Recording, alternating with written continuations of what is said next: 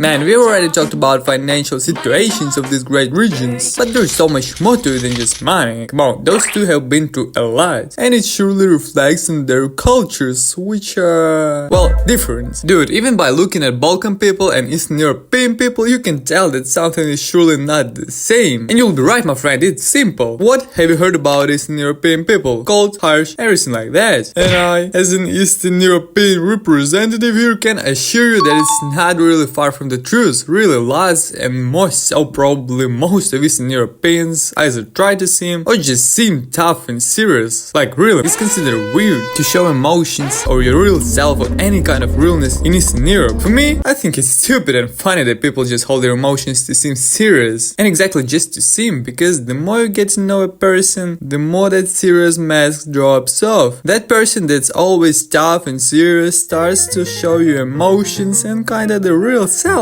But the moment other people appear again, the same serious mask gets on. Yeah, that's probably what people mean when they say cold on the outside, warm on the inside. But in Eastern Europe you can apply that phrase to almost everyone. And it's not social anxiety. I don't really think so. Because people are not awkward in public or with other human beings. They just try to seem serious. Right, maybe it is some form of mass social anxiety, and seriousness is kind of a self-defense mechanism. I don't know, I'm not a doctor, but what I do know is that you surely don't see people being so cold in Balkans. Man, if you just came there and you're not someone's brother yet, I don't know what you've done wrong. Dude, Balkans, they seem as talkative and as emotionally expressive as it possibly can be. You'll sit next to a guy on a bus and you'll know his entire bloodline despite him being only 4 years old. That's how sociable Balkans are. And it's not just about talking to strangers or communicating in public. Dude, even if you come to someone's home, you'll be treated like a king. And to be fair, it's kind of the same way in Eastern Europe. If guests are about to come, we need to clean up everything and cook just enough food to fill the entire kitchen with it. But the difference is that to get into someone's home in Eastern Europe, you need to be really close to the host. Like a long-time friend, or a best friend, or parent, for example. If you're just a mate or something on that level, of course we can meet, but let's do it on some neutral territory, in a coffee shop or restaurant or whatever. When in Balkans, it seems like people will firstly invite you to their house, then ask you your name, and if you don't want to come to their house, they'll invite you again, and if it's still a no, they'll invite you again and again, and if it will be a no even then, they'll invite you again to them, and if you still won't be comfortable to go, then they will suggest to go to a cafe or whatever. And just generally, Balkans seem way more expressive, loud, hug, touch, dance, laugh, that's all about them. But in Eastern Europe, it surely also happens if people are drunk.